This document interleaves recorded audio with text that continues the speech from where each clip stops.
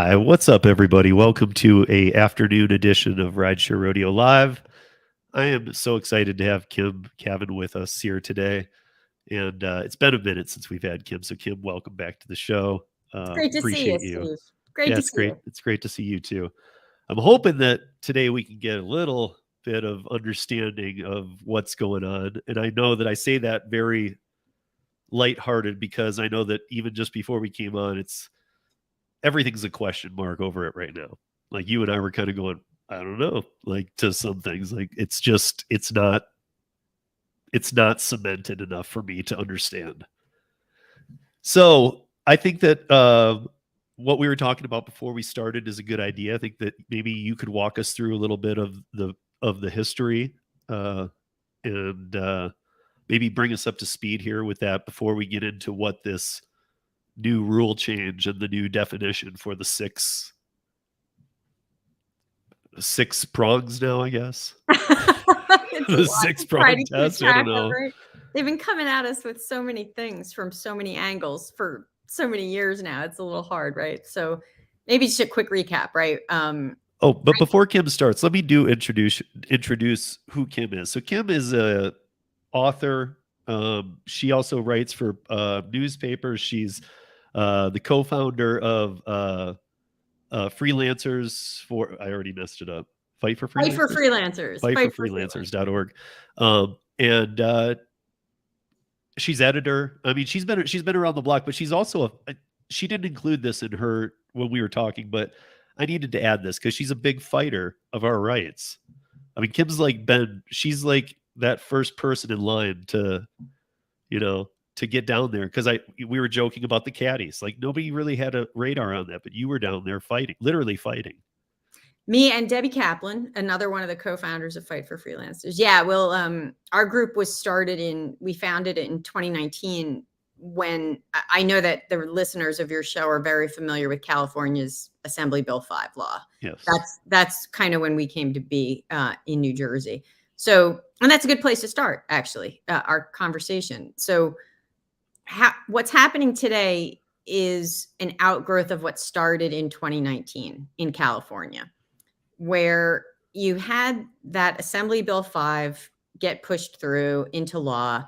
And it was based on this language called the ABC test, which I know you've talked a lot about on your show. It's a 3-factor test, ABC, and they changed it in a way that made it almost impossible for anybody to pass the B prong in particular, that said, if you're in the same line of business as whoever's hiring you, you can no longer be an independent contractor. You have to be an employee.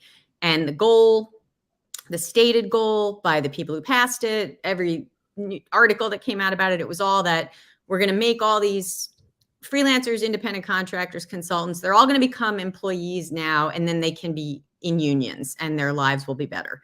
That was the goal. It was a bill intended to help unions with their historically low membership numbers. And that was the promise. And as we all know, because I know you've talked about it on the show, not what actually happened.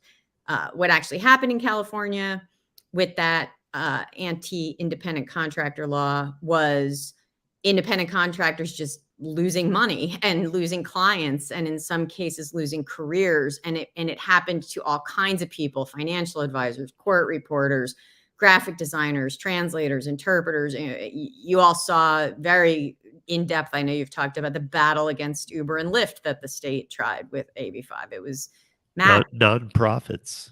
Yeah. Oh, it was so many professions that less than a year later, the state of California had to go back and pass an emergency measure. They ultimately exempted, at least partially, more than 100 professions from this ABC test.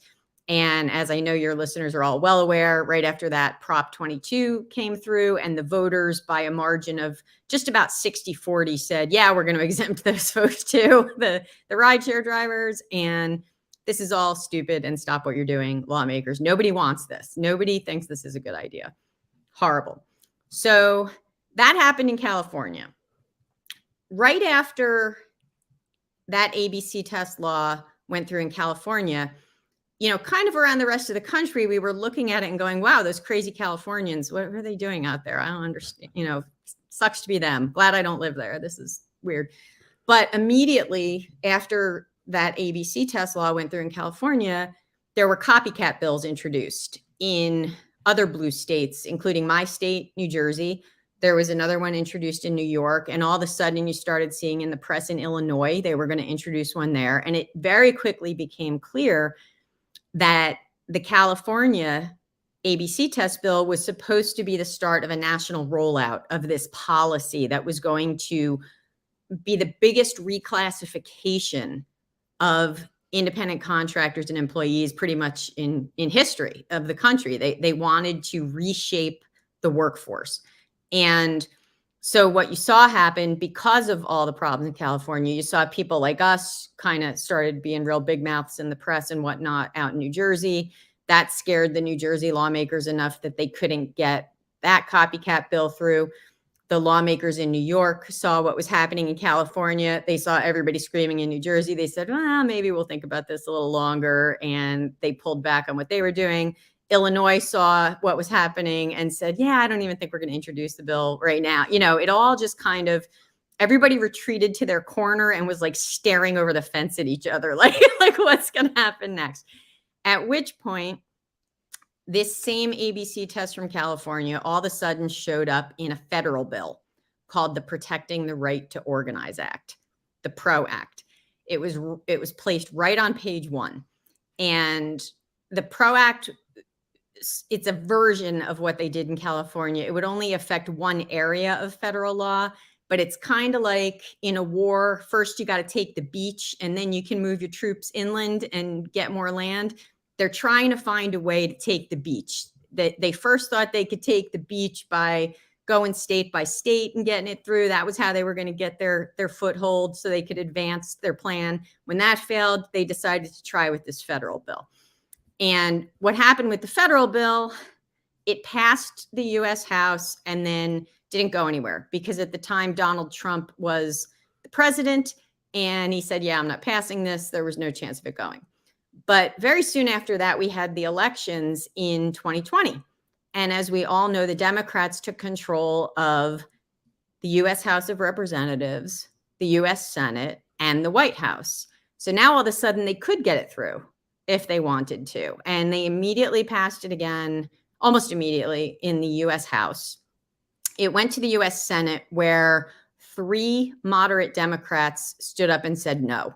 They said, we saw what happened in California. 2 of them went on the record. Senator Mark Warner in Virginia and Senator Mark Kelly in Arizona went on the record and said, we don't like this part about the independent contractors. We're seeing what happened in California. People don't like this. People don't want this. It's not working out. So they couldn't get the people who want this, who want to reclassify huge swaths of independent contractors as employees. Now they've failed at the legislative level in most of the states. They've tried. Now they're blocked in the legislative branch of government at the federal level too. That gets us to where we are now, because now they're trying to find other ways to get to make happen what they want to happen. So with the legislative path blocked, they're moving to the executive branch of government, right? You got 3 branches of government, right? You got the courts, you got the legislatures, and you've got the executive branch. Executive branch at the federal level, that's the White House and all the agencies they control, like the Treasury Department, the Commerce Department, the Defense Department. In this case, what's happening now is with the Labor Department. They're going to try to do a bit of an end run to get as close as they can to what they really wanted through some rulemaking at the Labor Department. Are you with me so far? Yeah, I am. Is everybody else with us so far? It's a lot, right? So there's more to take. There's more to swallow here, guys. So stay tuned. So you got to first understand who is actually doing this in the Labor Department. What happened when President Biden came in was he, like most presidents do, started filling these departments with people he wanted in the leadership so he could get the policies he wanted through. In the Labor Department, he installed Labor Secretary Marty Walsh, who before he became a public official was a union organizer. Under Marty Walsh, he brought in Julie Sue, a name people might recognize in California because she was a public official there who was involved with AB5 and telling Uber and Lyft drivers to apply for unemployment to see if they were misclassified and that kind of thing. Under her, they brought in a woman named Nikki McKinney into the Labor Department. Nikki McKinney was the one, prior to that, if you had scheduled a meeting to talk with the senator who was the primary sponsor of the PRO Act in the United States Senate, Nikki McKinney is the one you got the meeting with. She was the one writing the ABC test into page 1 of the bill. She's the one we did a phone meeting with where we explained to her that our best case scenario with that ABC test was we went from having a business with 30 or 35 clients to overnight having 30 or 35 part-time bosses, which to normal people sounds crazy, but she said, yeah, I see no problem with that. So this is the people now in the Labor Department who are going to try to advance this cause. They're still trying to take the beach, right, in the battle. And now they're going to try to do it with rulemaking. So these people came in to the Labor Department, and the first thing they did was try to get rid of the existing rule that the Labor Department uses to determine who's an employee and who's an independent contractor. And you have to understand where that rule came from. It's weird, but up until the Trump administration, there wasn't actually a rule in place at the U.S. Labor Department to determine independent contractor versus employee. They kind of looked at what the courts were doing and went with that. But when the labor secretary under President Trump, his name was Eugene Scalia. He's the son of Supreme Court Justice Scalia. When Labor Secretary Eugene Scalia saw what was going on with AB5 and everything in the states, and he said, well, we're going to make an actual rule. The Obama administration before that had done like a big, long guidance note where they said, yeah, we're going to try to crack down on some of this misclassification and people who should really be employees. But the Trump administration, Labor Department, they came in and said, no, we're going to make an actual rule. And so at the end of the Trump administration, the Labor Department actually implemented a rule that legitimate independent contractors can pass. It's not like AB5. And in fact, when he implemented it, Secretary Scalia wrote, we see what's happening with AB5, and we don't want to broadly redefine who independent contractors are. We think that's wrong. We want to just have a test that is reasonable and that legitimate freelancers and independent contractors can pass. So that was what was in place when Joe Biden started restacking the Labor Department with all these folks who really very much wanted the ABC test. All that makes sense so far? Good. Keep going. Okay. I see you saying yes. I can't hear you, but okay. I think you're muted maybe. So I was muting to make sure that you were heard, but yes, you're with following. me. As long as I don't see anything in the chat saying that anybody else is confused. So far, so good though. We're good. Okay. So now you've got these folks in the Labor Department. The first thing they try to do is get rid of the rule that the Trump administration had put in. And their first try didn't go so well. The courts slapped them and basically said, you did this wrong. You didn't follow the rules you're supposed to follow when you change a rule like this. And so you have to go back to the Trump rule. So that was their first try. And now we're on their second try. So they just recently dropped, they announced, okay, well, we're just going to make a new rule. They've been going through the process of doing this. They started by doing public hearings over the summer. They were done on Zoom.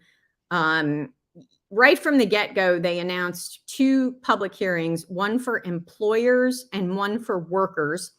They did not announce one for actual independent contractors. So right out of the gate, you understand who these people are and where they're coming from. Those public hearings were so overrun by actual independent contractors screaming no that they had to break them into multiple meetings sometimes, and still people were waiting to talk and didn't get a chance to talk. You know, the ratio was like, I don't know, 10 independent contractors for every one person who wanted to do this. Maybe not even that many. It was just a deluge of angry independent contractors in those public hearings. They failed to record those public hearings. So in one of the hearings, they told people who were participating that they couldn't record them either. The whole thing was all just very clearly meant to be a puppet theater show. The next thing that happened was they did invitation-only meetings to discuss how they were going to write the rule. And it does become a matter of public information who they held those meetings with. Again, independent contractors nowhere at the table to be found. They had a couple meetings with some representatives from like the financial services industry, the construction industry, like more higher level association kind of people. And then they had a bunch of meetings with people like there was one whole meeting for union organizers trying to organize rideshare drivers. There was one whole meeting held for the National Employment Law Project people. That is a think tank that is union funded, and the president of its board of directors is the head of the AFL-CIO. So you can see who's writing this rule and what it's all the same people now just moving over into the Labor Department who'd been trying to do this through legislation. What they eventually dropped was a 184-page monstrosity of a proposed rule, which I do not recommend anyone read unless you have insomnia or you are interested in like becoming an alcoholic, because you just can't even, it breaks your brain going through it. But I have read through it. And what they did was they said one thing and then they did another thing. What they said is, we can't do the ABC. We love the ABC test. We think the ABC test is great, but we don't think we can do that without an act of Congress or a ruling by the US Supreme Court. We think it would exceed our authority to do that. And they are correct in my opinion. So that was a relief that they didn't try to overshoot it that way. But what they said they're going to do is, we're just going to go back to the way things were in the Obama administration. And we're going to use this 6-factor test, which unlike ABC, where you fail one prong, you're done, you're an employee. We're going to give you 6 factors in a test, and you can pass some and fail some, and we're going to look at everything and figure it out. But what they did was they also added in explanations of how they plan to interpret each of the 6 factors. And it's in those interpretations that you hear all the lawyers and experts saying, well, hang on a minute, these have never been used this way before. It's kind of like if you had someone saying, okay, we're going to play a game with a baseball bat, and you're expecting them to swing the bat at the ball, and they instead start swinging it at people's heads. They're using the factors. They're saying they're going to interpret the factors in ways that are not historically the way they have been interpreted. And we can go one by one through these and talk about it. But at the end of the day, they're saying they're going to interpret these 6 factors in ways that this can misclassify legitimate independent contractors as employees. It's kind of like having a crooked umpire calling balls and strikes behind the plate. And because of who they are, you can see why that happened, right? They're trying to get as close as they can get to that California ABC test in a way that they think they will be able to survive what's inevitably going to be a giant battle in the courts. Yeah. Yeah, to me, it almost feels like a placeholder. Like it's almost like the ABC test and how AB5 became AB2257, and they had to do all these other carve outs to get the group smaller, and else can we whittle down. I feel like this is like the big net thrown out, and it's like, well, we'll just figure it out after the fact. They definitely are no carve outs for sure in what they're doing here. And they definitely know they're going to get sued. So how many people will sue them, I don't know, but it's going to be more than one is. So when I was looking at the process of a rule change, though, it normally takes a year or two, right? Well, by law, what we're in now is the public comment phase. The 45 days. So they have to accept public comments. If you go to federalregister.gov, and you type in independent contractor, it's the first one that comes up. You click on it, you click through, you can file a public comment that says I'm for this or against this. That process has been completely overrun by spam and bots at this point.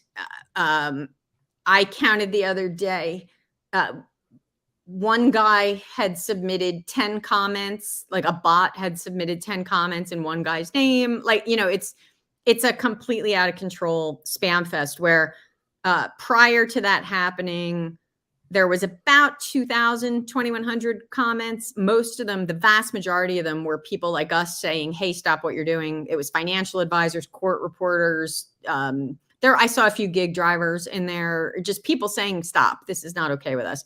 And then all of a sudden, one day, it just started to get overrun with this spam. And it's like it's operating on a loop where it's dumping 1,000 comments a day into the system. So we're now in that public comment phase.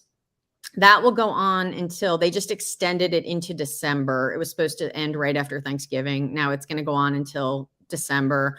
And once that's over, by law, they have to read the comments.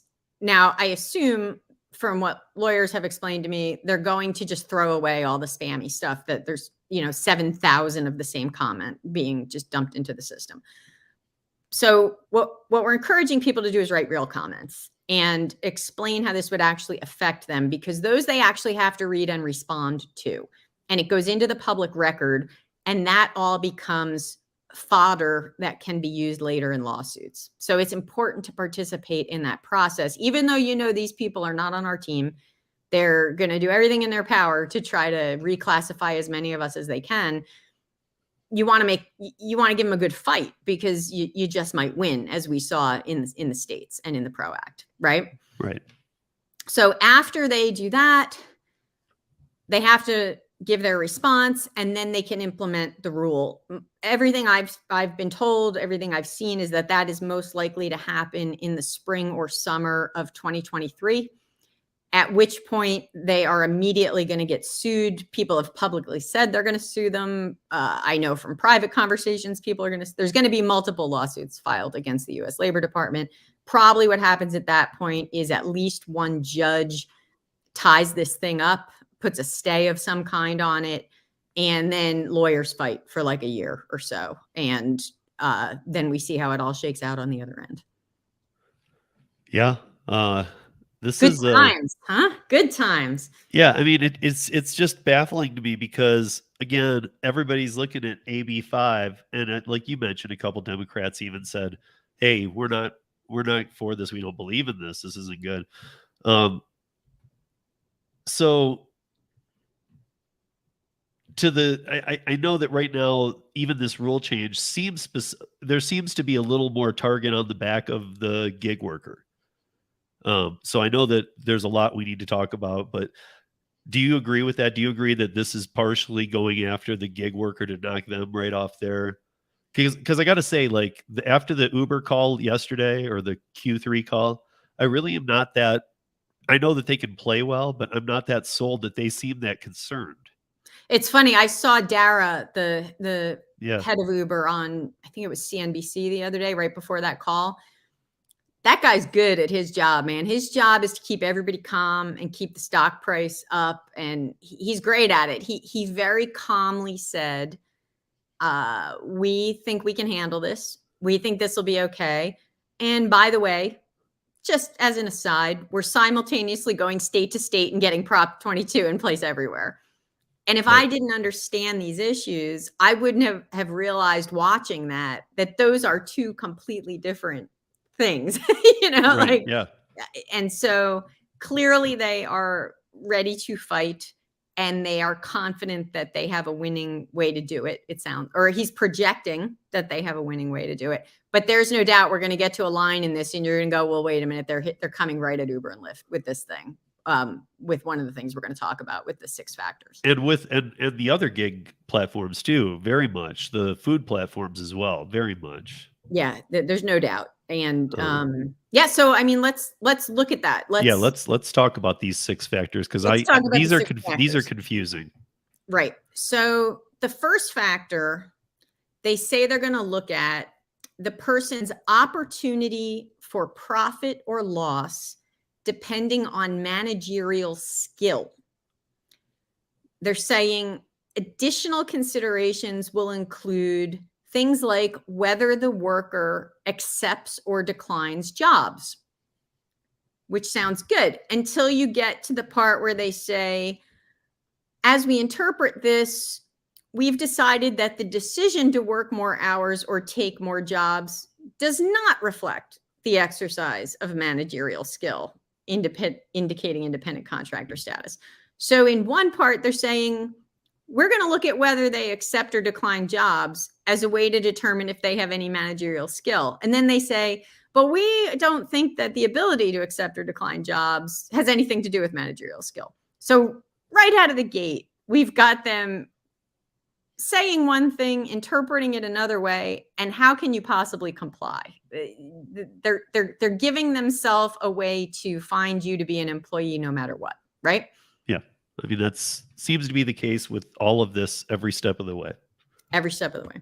So that's problem with number one. Then you get into number two. This is the one that I think your audience is going to care the most about. They say they're going to look at the investments made by the worker and the employer. So according to what the DOL is saying, the person they're looking at to determine if they're an independent contractor must have invested in a way that make it clear that they're doing something entrepreneurial in nature. But then they say, and this is key for your listeners, they say the use of a personal vehicle or a vehicle leased by a worker to perform work will generally not indicate that you're an independent contractor. So you could lease a whole car to drive just for one of these rideshare companies because you want to do it as a business. And they're saying, yeah, that doesn't count. Right. Or delivery too. I got to keep saying that because there's a lot of people in the delivery space right now. All of that. Yeah. They're also saying under that second factor that the investment the person made, like let's say you spent $30,000 on that car, that's going to be considered on a relative basis with the employer's investments in overall business. So they're going to look at how much you spent, and then they're going to look at how much Grubhub spends to run its business. And they're going to decide if you're really a real business based on that. How can anyone pass that test? Yeah, you can't. You can't. It's set up. Like, it sounds like the B prong again, or another B prong. We haven't even gotten to that one yet. Yeah, I know. And that's, I don't know. I'm confused by what this test even means because of the fact that when we get through it, there's still more that could be added. They don't even identify what that is. Right. So that's where they're specifically showing, they're showing their cards that they're coming after the folks who are the majority of your audience on the show. Number 3 out of 6, they're going to look at the degree of permanence of the work relationship. If you are under a contract that is routinely or automatically renewed, that indicates employee status. And even if you have the ability to work for others, that doesn't necessarily make you an independent contractor. Now, I can tell you for somebody like me, I'm a freelance writer and editor. The way you build a business is with repeat clients. Yes. You write a great story. The magazine's happy. You're happy. They paid you well. They say, hey, you want to write another story? You say, great. Eventually they say, hey, you want to write a monthly column? You say, great. And you have like 10 of those. Well, now you got a nice little business going, right? Yeah. Under this number 3, none of that counts. In fact, it weighs in favor of you being an employee because you're spending one day a month writing that same column for that same client, which to me is insane. You're making it impossible to even have a business. They're also saying under that number 3, they appear to be saying under that number 3, that even if it's just seasonal or temporary work that's being done, that does not necessarily make you an independent contractor. So if you're you know, in a landscaping company and you only pull work over the summers or something like that, still not good enough. Even if you've now bought all your own tools, you're picking up hours with 6 different landscaping companies, you're only doing it for the summer when you're not in college, still maybe not good enough to be an independent contractor. So I'm looking at, you know, Ron, Jerry Courier, I'm sure, from Twitter. I do. Yeah. So he lives here in Denver. But I know him from Twitter. Yeah. Yeah. I actually know him in person. He lives here in Denver. So we've golfed. He's a friend of mine. So good guy. But he's saying that they put language in there about LLCs. Yeah. Which is what we've been saying all along, because the lawmakers have been telling us at the legislative branch too, LLC doesn't matter. Basically anything you can do to try to establish a business doesn't matter is what they're saying. I mean, Karen Anderson is in here today, and I saw, you know, she was, I think if I'm remembering right, she was an S corp, or is an S corp, and that didn't exempt her from AB5 either. I don't know if she was an S corp, but I know of at least one other person in California who was, and it didn't save them. Their clients dumped them. She says S corp doesn't matter. Yeah, no, none of this matters. Because again, look at who is doing the rulemaking. This is people whose intent is to reclassify us. Right. So that brings us to number 4. Number 4, they're going to look at the nature and degree of the business's control over the worker.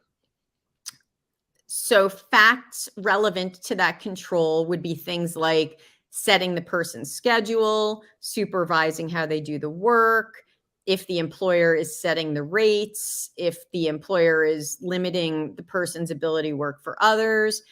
And what they're adding to that has not been happening in the past is they're saying, if there is control implemented by the employer for purposes of complying with legal obligations, safety standards, or contractual or customer service standards, they are now going to say that also may indicate control. And that hasn't happened in the past, based on what all the experts and attorneys are saying. So if you look at something like the trucking industry, where you're going to have safety standards for over-the-road hauling of certain kinds of things, well, you're not affecting how the people are driving, when the people are driving, what loads the people are taking. But now they're going to say, well, if you tell them you got to have certain safety gear in your truck to comply with the law, that's not okay. I think about this in freelance writing, where I routinely sign contracts that say, I hereby promise I will not steal anyone else's copyrighted words. I will write my own words. That has nothing to do with how or when or what I'm writing, but it could now be considered a factor of control just because we're saying we don't want you to violate copyright law, which to me sounds absolutely insane.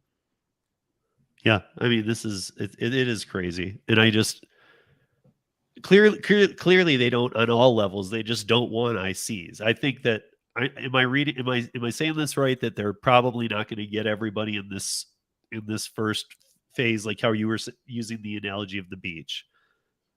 They're not going to get everybody they wanted to get, but they're going to get a decent amount of people here. Well, they're going to set a precedent for federal language being used to determine independent contractor status. That's their goal. If they can get a precedent in one area of law, you can then spread it like a cancer into other areas of law. Yeah. Yeah. And if you see Karen's comment here too, important about the truckers, Kim, safety language is directed at them for sure. I see a lot of trucking industry people yelling about that online.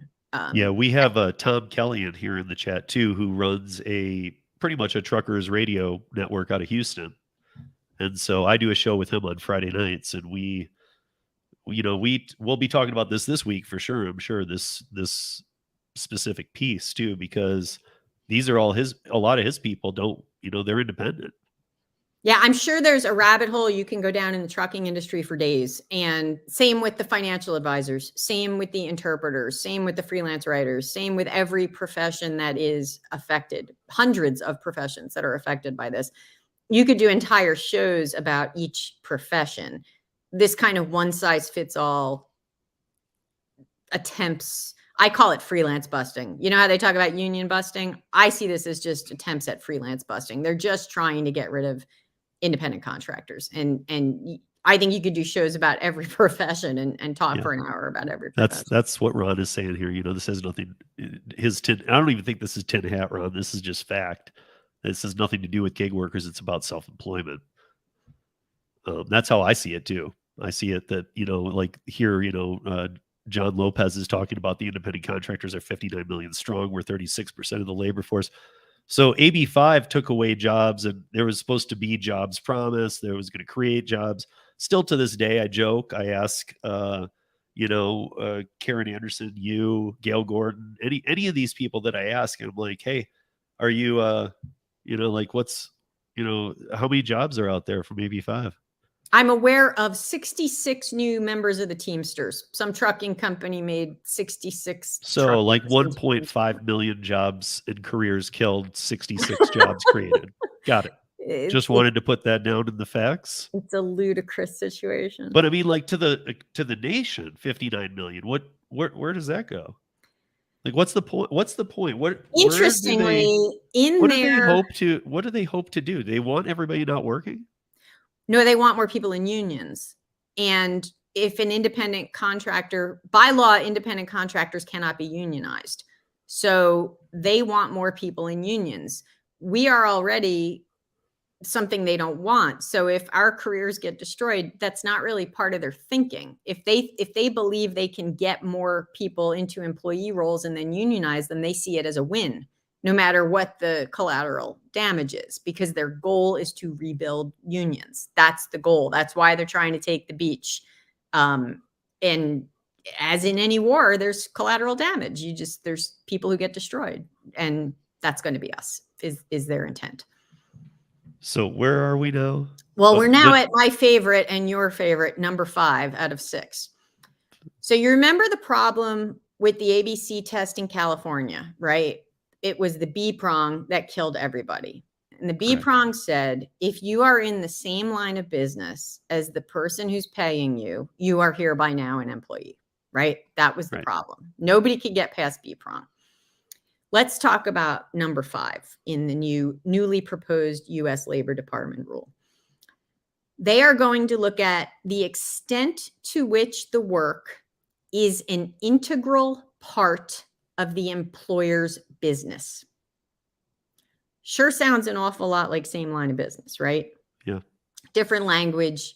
We're in the same neighborhood, though, of, you know, good luck convincing anybody that a freelance writer producing an article for the New York Times is not doing something that's integral to the business, right? They're going to look at whether they believe the work is critical, necessary, or central to the employer's principal business. And so I have to say, for the gig workers, you know, the app-based folks out there, yeah, we're right back at the same problem you had at B prong of ABC test, right? It's all very similar. Right, because that's not only integral, it's the only part. The driver, I mean, like I was saying, like, you know, like we were joking around about the value of Lyft recently, or we do it a lot, but we were joking about it recently. And I was saying they got, you know, it's for just the database. And at this point, nobody wants their database because the other companies are bigger than them. So it's like they don't have buildings, they don't have vehicles, they don't have FF&E, they don't have any of that stuff. So really, like the values of these companies is just placed on only the independent contractor. I don't know how anybody gets around this factor 5 any more than you can get around that B prong of the ABC. You know, you can be a plumber who goes and does a job for a hairstylist, but you can't be a hairstylist who does a job for a hairstylist. So it doesn't. Again, but you could be a hairstylist that does a job for a plumber. In theory. Plumbers don't care about their hair that much, I don't think. But you never know. So that gets us to number 6. Number 6 of 6, they're going to look at whether the worker uses specialized skills in what they're doing. So if they want to look at A, are you using specialized skills? And B, are those skills contributing to a business-like initiative?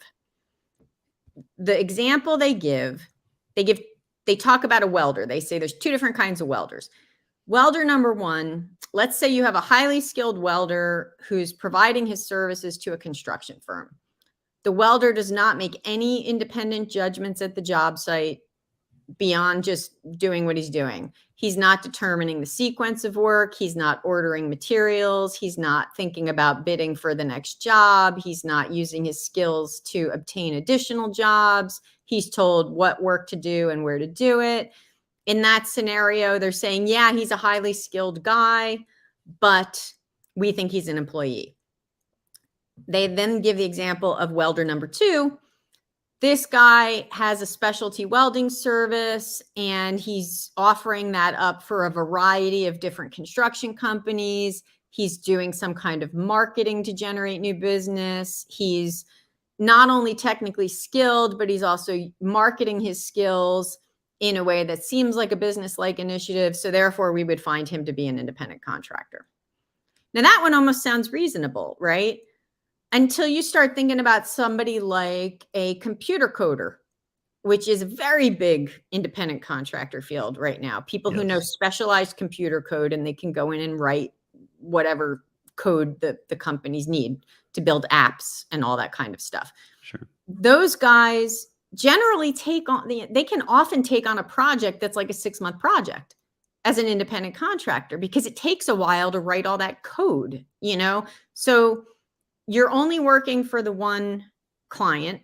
You're happy with that 6-month thing that you've signed. You fully intend to go on and get other clients after that. But for that 6-month period, you can't pass this factor number 6 because even though you're a highly skilled guy doing a highly skilled thing, you're just focused on what you're doing with this one client. Same thing with like a ghostwriter who's working for a book publishing company.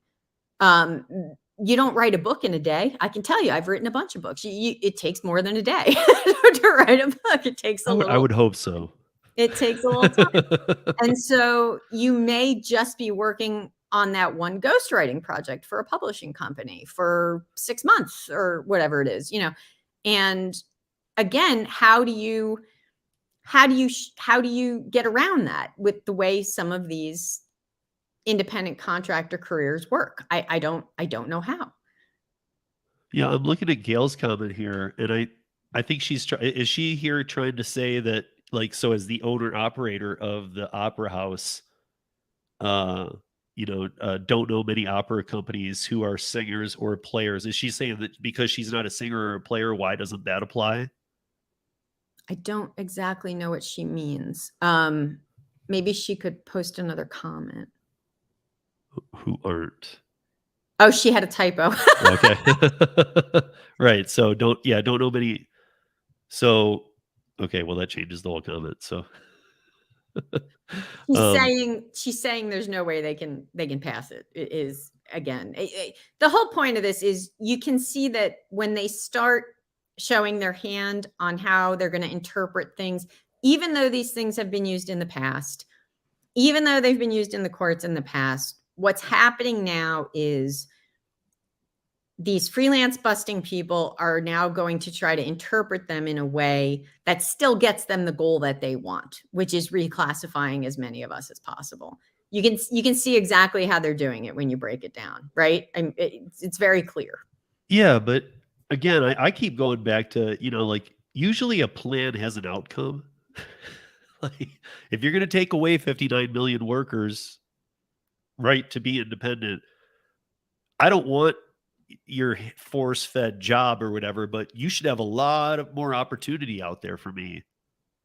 If first of all, I'm not going to agree to that. I'm going to fight it. But if it did come to something like that, where are these 59 million jobs coming from? Well, not to mention, we have had, what have we had now since the pandemic? How long have they been saying there's not enough labor? There's not enough labor. There's help wanted signs everywhere. There's jobs for whoever wants them. It's not like people can't go get a job if they want to get a job right now. There's jobs all over the place right now. Yeah. And people are flocking to this instead. People are saying there's more people trying to be independent contractors now than they've ever measured before. And this is actually an interesting point.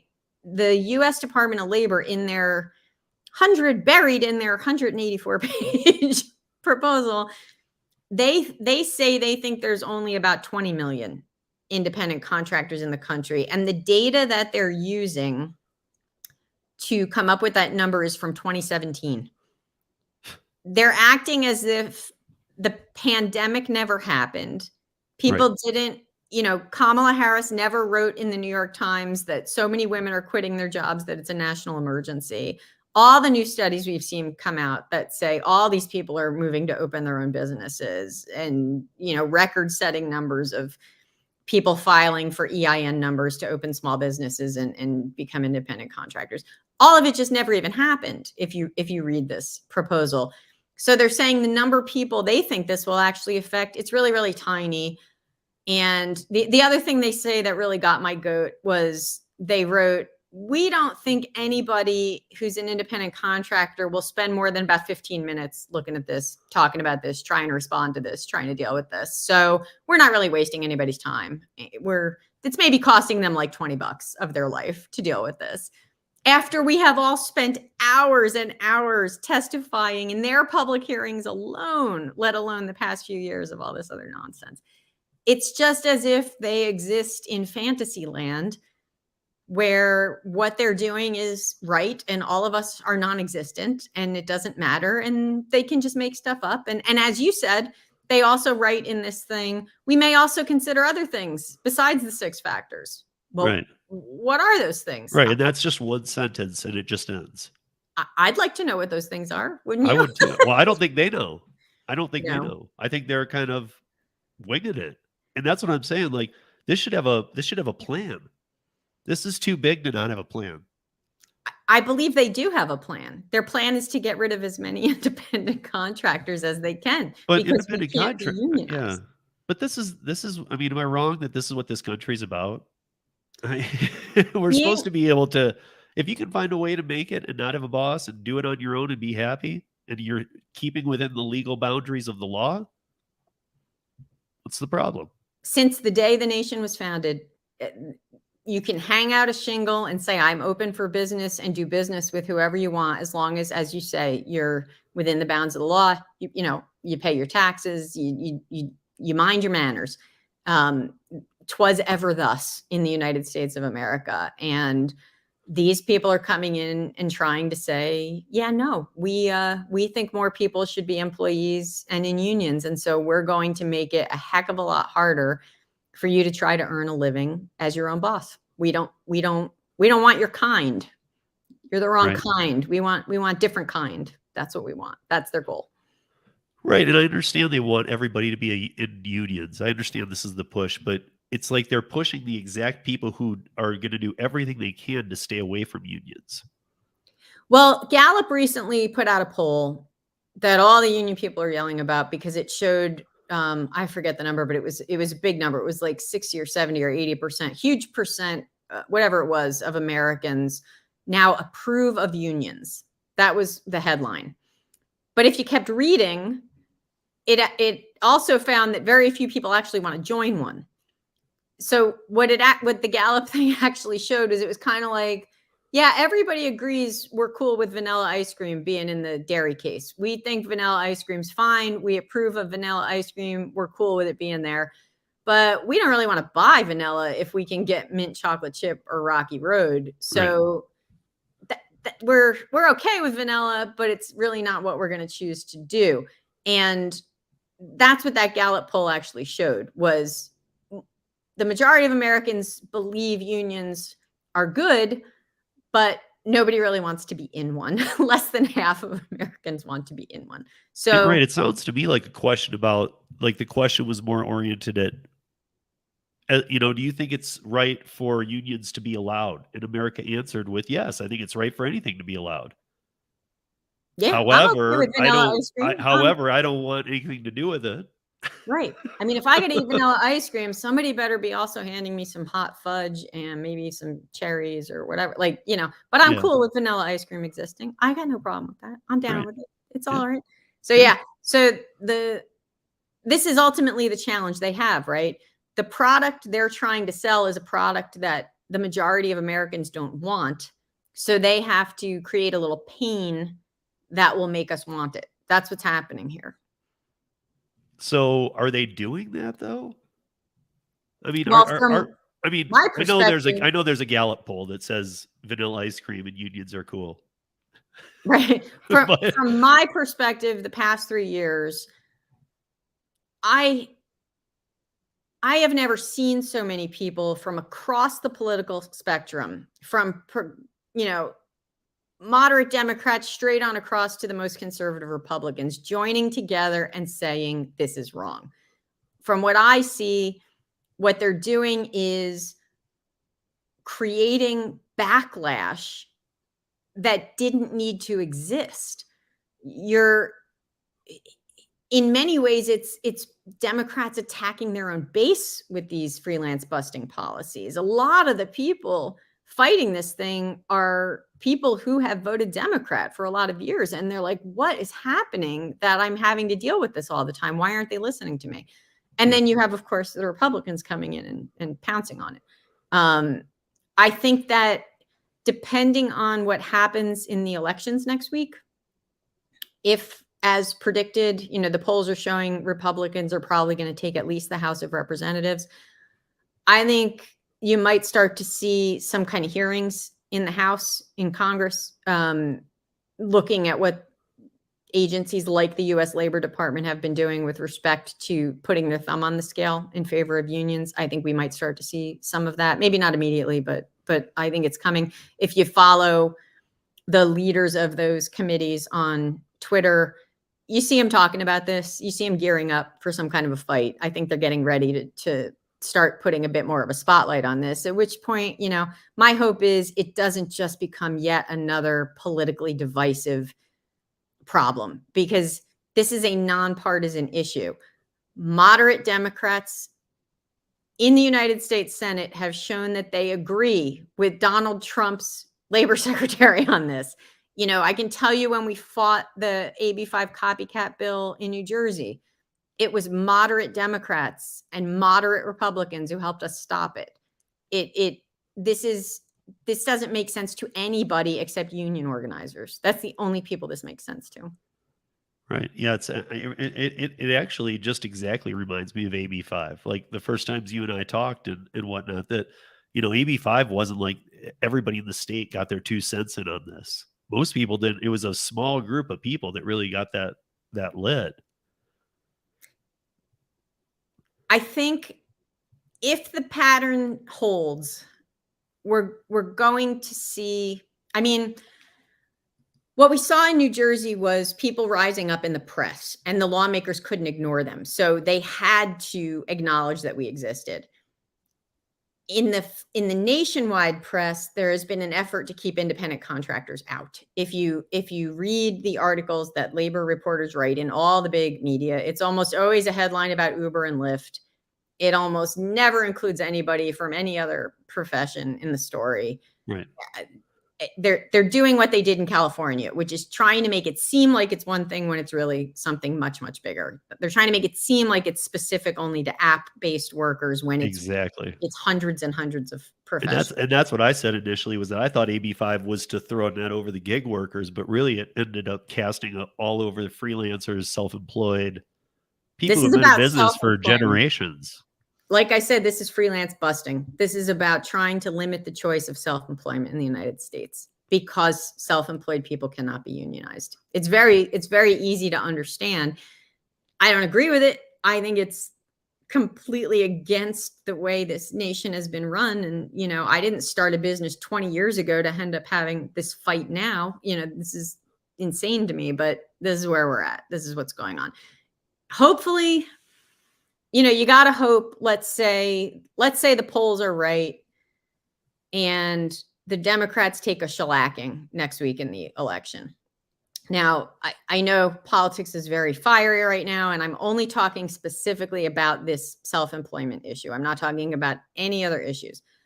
On this issue, it has been coming from the progressive left, from the Democratic Socialists of America, The Communist Party USA has been pushing this. If there's a big shellacking of Democrats next week, perhaps we'll start to see some of the moderates in the party push back on these kinds of ideas. And going forward, maybe they'll be a bit more reasonable. But I don't see that happening in places like the U.S. Labor Department that will not be affected by the elections. The elections don't affect the White House this year. They don't affect who's running these agencies and who's trying to do this rulemaking type of stuff. And it's not just the U.S. Labor Department where it's happening in the executive branch. It's also the National Labor Relations Board, the Federal Trade Commission got involved. And I was going to ask about that too. What is up with the FTC and the NLRB getting together? Well, what they're trying to do is have these agencies be able to work together on this issue. So, like, for instance, the Federal Trade Commission can go after companies for things like making false promises. I don't know what the exact language is, but it's things like making false promises. So let's say the FTC decides Uber's been telling drivers, you're going to make $36 an hour. And then the FTC figures out, well, the drivers are only making $12 an hour. Now, all of a sudden, the FTC can come in and say, well, we're going to file a thing against Uber and have an investigation. And we're going to now partner, since we've launched an investigation, we're going to bring in the Labor Department. We're going to bring in this other department. And now all of a sudden you have everybody piling on to that same company, to Uber. That's what these memorandums of agreement among these agencies are about. Start an investigation in one, spread it around to others. So the company will have to play defense on multiple levels at once. So I see Tom Kelly here saying that if the Dems get smacked, we will see more of, this is his belief. This is Tom from he's the TNC radio, deals with a lot of truckers and stuff. And I think you and I were talking about this even. This is kind of what you mentioned. He's saying if they get smacked. Oh, the executive branch will see more of this. Certainly very possible, right? Because they're going to feel desperate and cornered like trapped squirrels, right? They're going to be the last ones standing and try to use whatever authority they have to push through as much. That is one way that this could very well go. And then the Driven Mom here says, besides making an educated vote on Tuesday, what else can be done to stop this? That's a loaded question, but really good question. Right now, the theater of war that is active is the U.S. Labor Department, right? So we are in the public comment period right now, and it lasts now into December.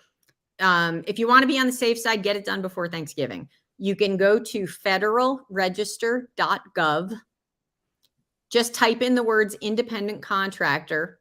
The very first thing that's going to pop up is what we're talking about here today. And you click on it and it very clearly says make a public comment. You just write your comment. You say, here's what I think of your 6-factor test. Here's who I am. Here's how it could affect me. Here's how it could misclassify me as an employee. Here's the economic harm that it could cause to me. Please stop what you're doing. This is a bad idea. XOXO, love Steve. That's how not me. Yeah. But yeah, that's what you can do right now. And like I said, right now, does that do anything though? Well, I'm all for it, but does it do anything? Well, by law, they have to respond to comments about the rule. So, like I said, that whole process is being overrun by bots and spam right now. But by law, they're supposed to respond to concerns that real people raise about the rule. So if you can be a little bit articulate, even about one part of the rule that you're worried about, that should help in the long run. Whether it's, is it going to stop them? Probably not. They've probably already got their minds made up. We talked from the top about who these folks are and their intent and what they're trying to do. But they have to follow the law. They're supposed to respond to things. And there's going to be lawsuits coming up in the federal courts. So let's get all the ammo we can to defend the beach is how I feel about it. So, and I'm saying that figuratively. No one go and beat up anybody with a hammer. Yeah, no. That's not what I mean. I saw a couple things in here, and Gail, of course, is like, yeah, let's get them. Which is why I love Gail, but don't.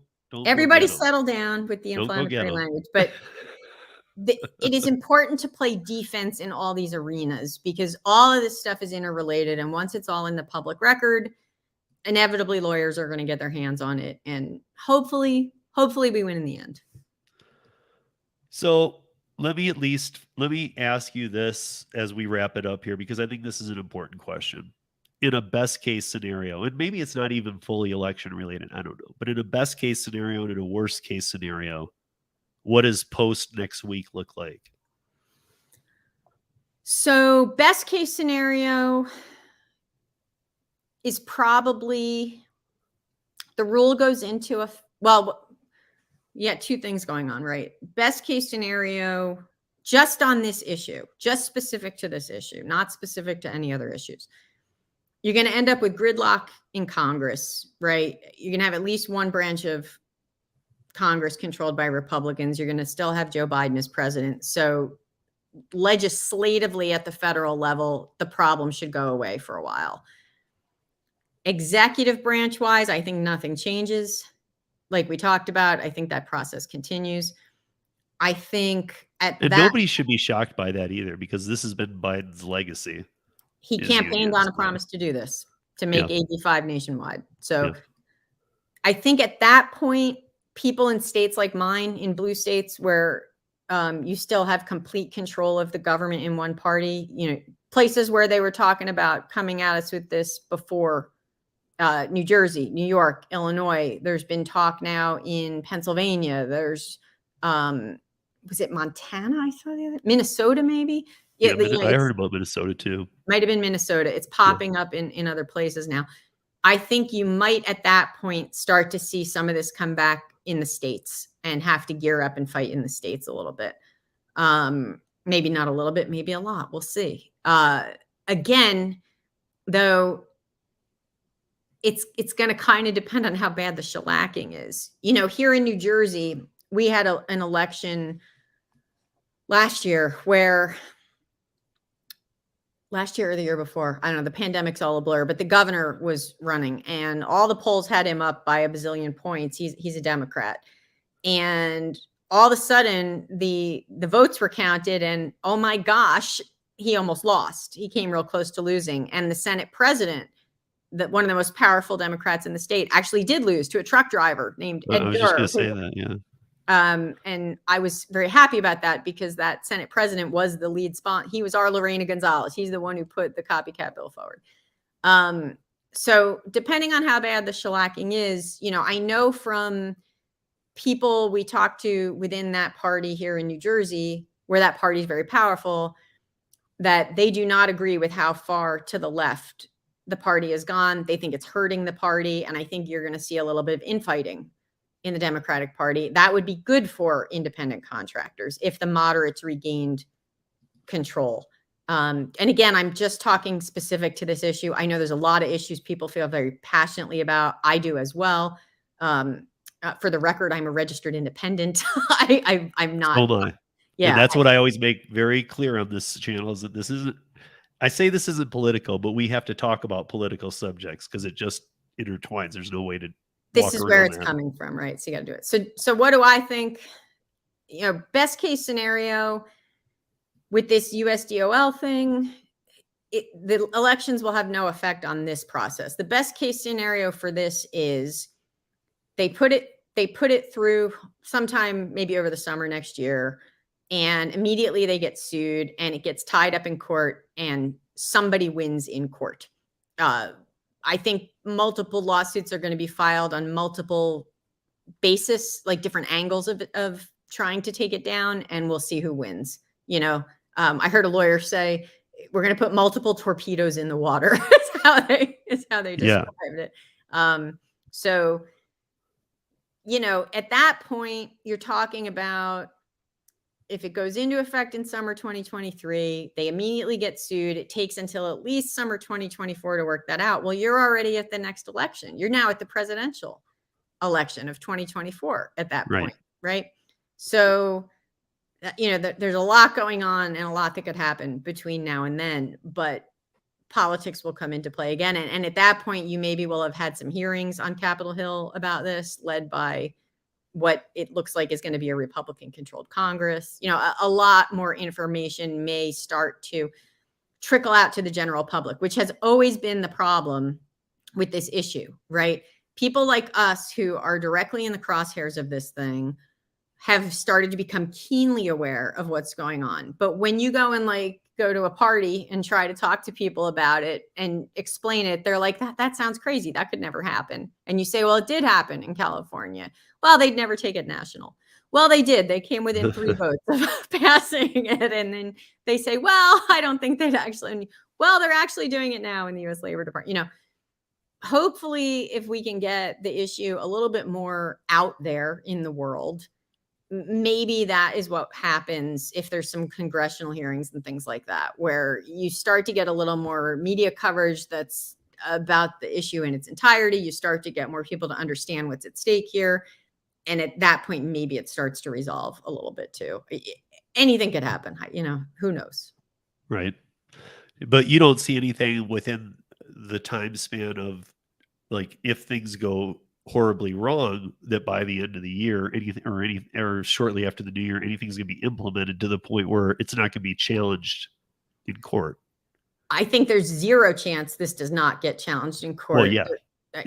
The 100% chance there's going to be lawsuits. The question is, do the federal judges like make an emergency stay or whatever the language ends up being to block the implementation while the court cases are playing out?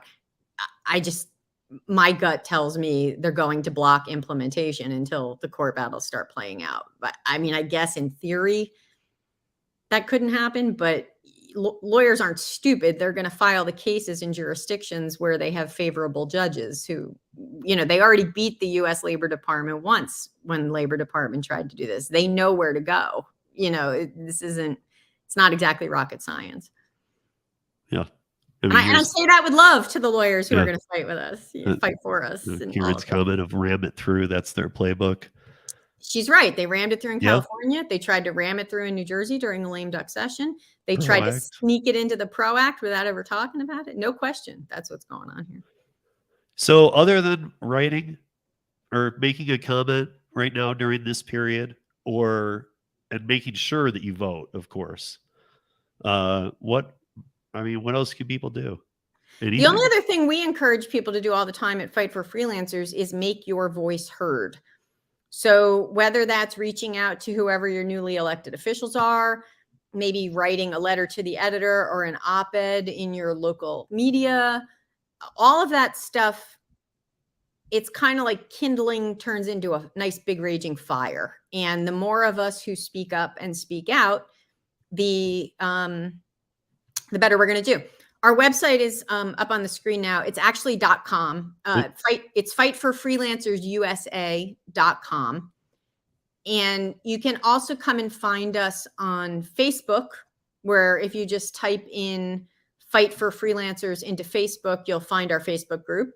And we have all different kinds of independent contractors in there. Yes, it was created by writers here in New Jersey, but we now have thousands of members, you know, graphic designers. There's a psychiatrist who operates as an independent contractor. There's just people from all different, there are app-based drivers. There are some trucking people. There's all different kinds of people in there talking about this and trying to figure out how to fight this. And we have some good resources in there. Like if you want to file a public comment, but maybe writing isn't your thing and you feel a little self-conscious about it, we have kind of like a Mad Libs fill in the blank, how to write a public comment. You know, this is who I am. This is what I do. This is why I want to stay an independent contract. You know, we have things that can help you because we're writers and we're good. You know, we're doing what we're good at.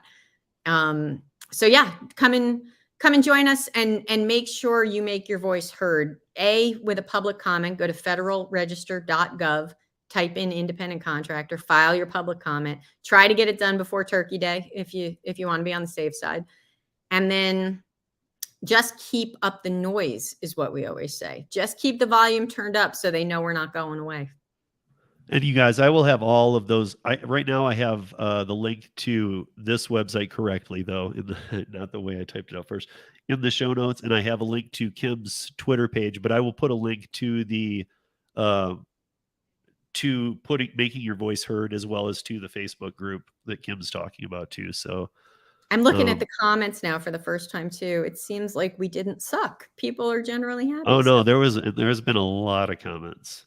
I'm sorry if anyone's commenting at me. I'll have to go back and look. No, they were all good. In fact, usually I bring them up and I'll like star them, but I kind of wasn't doing that today because they were all talking amongst themselves along with our conversation. So it was actually really, really well done, because I had a couple of moderators in here too that were keeping an eye on things, and everything was good. It was all a great conversation. It was all following this. So Kim, I can't thank you enough for taking the time to do this, because a lot of people can't put it as well as articulate it as well as you can for us sometimes. So I really do appreciate you coming on and doing this, especially because this is a crazy time that I don't know. I mean, I'm not just a gig worker. I don't just work gig platforms. So to me, freelancing and being self-employed is a must.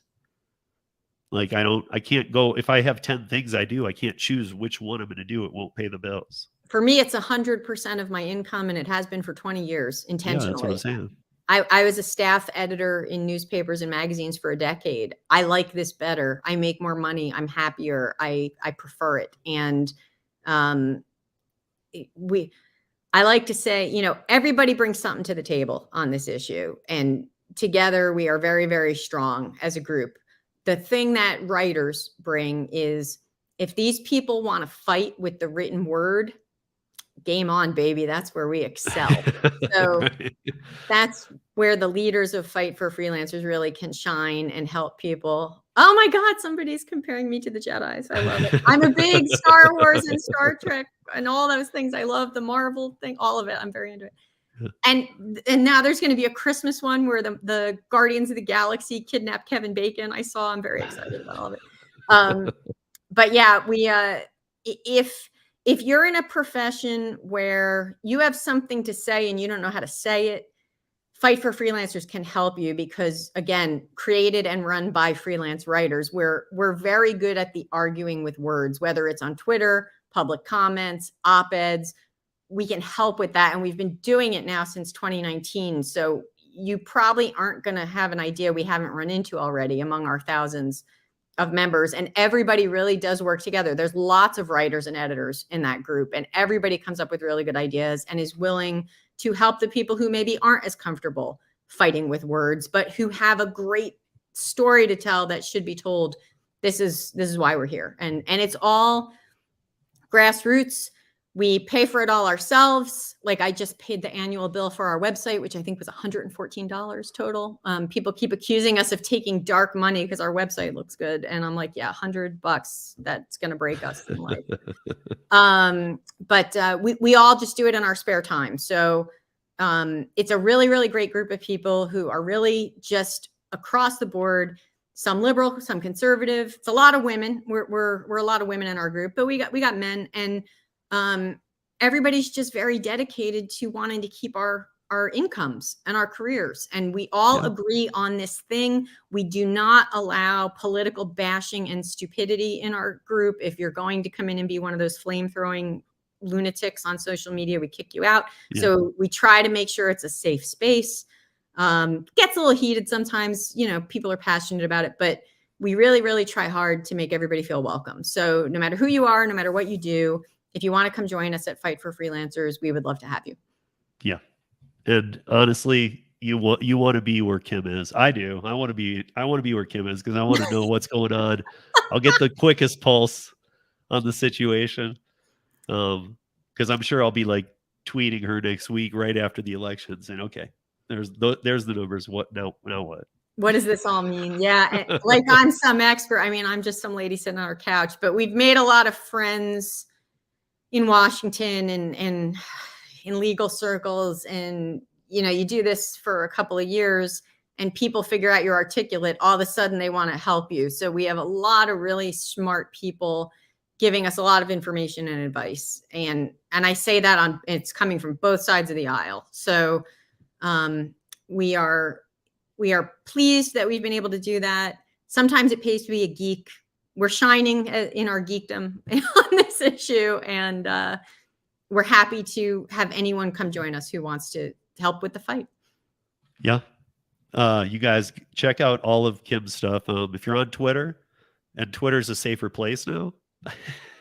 So if you're on Twitter, check out Kim, but check out fightforfreelancersusa.com. Check out Karen Anderson's group. Check out Gail Gordon's story. You can find all that on this channel too. We've gone through all this stuff before, and I've had Kim on a couple times too. So, but this is not time to screw around. It's time to, even if you're doing everything you can, here's how I'd say it: is at least stay aware. Don't put your guard down, because not that they did in California, but nobody expected what happened there. Everybody's like, that's not going to happen. Everybody. And it happened. It happened. And it's going to happen again if we don't stop them. So file those public comments, federalregister.gov, type in independent contractor, get it done before Turkey Day. I will put it in the show notes as soon as this show's over, guys. So you don't even have to look it up. You'll be able to just click it and do it. Yeah. So with that said, you guys, thank you all for joining us. I see that we had quite a few people in here today, and a good mix of people too. I really am happy to see this. I'm going to have to go back through all these comments after it processes, because there was a ton in here today. And yeah, and thank you all for joining us. Kim, thank you for your time. It's so helpful, and at least it like calms everybody down a little bit. I love talking to you, Steve, and I think you have a great show, and I listen to it. I'm a fan of the show, in addition to being an occasional guest. So keep up the good work. Thank you, Kim. All right, everybody, you have a good day, and we'll talk to you soon.